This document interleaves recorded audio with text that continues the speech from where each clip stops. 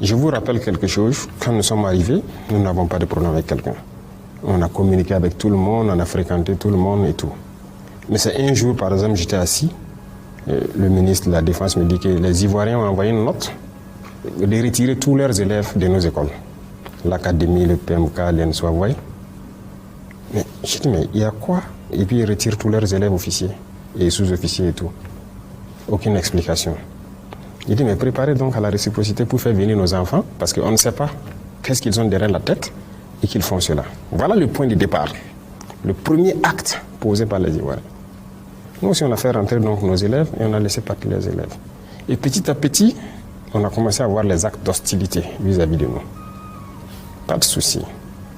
On prend le Bénin et autres. Nous, on n'a pas provoqué quelqu'un. Mais on a tous vu, quand encore ils ont voulu transporter une guerre dans notre région, mais qui était au devant? Le président Ouattara est sorti qu'il va envoyer un bataillon, il a tout préparé et tout. Nous attendons son bataillon toujours. Le président Bénin a dit qu'il faut la force, ils vont faire la force, ils vont faire la guerre. Nous attendons. Nous sommes prêts à faire la guerre aussi. Il n'y a pas de désescalade possible tant que les mentalités sont comme ça. Celui qui cherche, il va trouver. Donc ce n'est pas nous qui avons commencé. Si les gens ne sont pas assez intelligents pour laisser encore les impérialistes venir les dire « tuez-vous entre frères noirs », qu'on y aille. Si c'est la solution pour atteindre l'indépendance, nous sommes prêts. Mais personne ne va nous asservir encore. Nous sommes prêts à cela. Nous nous battons. Nous nous battons déjà. Parce que le terrorisme, c'est une manifestation de l'impérialisme. Donc ne parlez pas de désescalade tant que la mentalité n'a pas changé. Il y a des gens, chaque mois ou chaque 2 mois, il faut qu'ils courent aller à Paris, aller prendre les ordres. Et revenir pour appliquer. Ils ne sont pas libres. Ils ne sont pas libres. Nous, par contre, personne ne nous dicte ce qu'on doit faire. On gouverne en fonction de nos populations, du besoin de nos populations. Nos populations ont besoin d'eau, on fait tout pour donner l'eau. Ils ont besoin d'avoir l'autosuffisance de manger à leur faim, on fait tout pour cela. Nos populations ont besoin de sécurité, on se bat pour les donner de la sécurité. Ils ont besoin de routes, de développement, c'est ce qu'on se bat pour faire. Mais nous ne partons pas chez quelqu'un, aller prendre des ordres, il faut donner le marché de route à telle entreprise, donne tel truc à telle entreprise ou quoi. Ce sont des esclaves en fait. Et eux, tant qu'ils seront dans cette mentalité, oubliez les désescalades.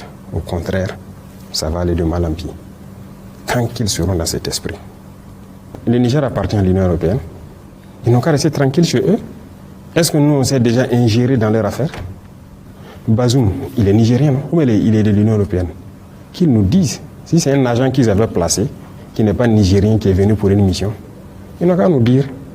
Si on va remettre leur agent, on va voir qu'est-ce qu'on va faire avant de remettre ou pas. Il faut que ça s'arrête maintenant. Que les gens arrêtent de se comporter comme si on était au temps de la colonisation. Et c'est ça aussi que nous sommes en train de décrire, de combattre avec beaucoup de dirigeants africains. Et regardez-nous. Même l'Union africaine, ça n'appartient pas aux Africains. Ils sont dictés. Ce qu'on dit de faire, ils font. On dit de faire tel communiqué, ils font. Même le bâtiment de l'Union africaine, vous savez que ce n'est pas construit par les Africains. On n'a pas honte. Et tant qu'on va montrer cette posture-là, ils vont continuer à se comporter comme ça. Parlement de l'Union européenne. Mais occupez-vous des problèmes de l'Union européenne. Les populations là-bas ne souffrent pas. Les paysans là-bas souffrent. On les voit, ils bastonnent leurs paysans dans les rues, avec des accords bizarres. Ils n'arrivent même plus à survivre. Des gens se suicident là-bas. Mais occupez-vous de vos problèmes.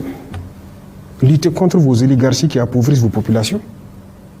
Au lieu de venir ici dire que, hey, ils n'auront plus l'énergie d'Afrique. En tout cas, si c'est de chez nous ici, là, on va se battre pour qu'il n'y ait plus rien ici. Si vous voulez, vous venez vous coopérer en bonne et due forme. Si c'est pour venir nous piller là, jamais. C'est ça, la bataille, c'est l'énergie. L'uranium, le pétrole, même notre or. C'est ça la bataille. Pendant longtemps, vous avez pillé là-bas. Et voilà, et ils sont dans le noir. Vous, vous êtes dans la lumière, vous faites tout ce que vous voulez. Mais attendez. Ok, on se prépare. Monsieur le Président, au sein de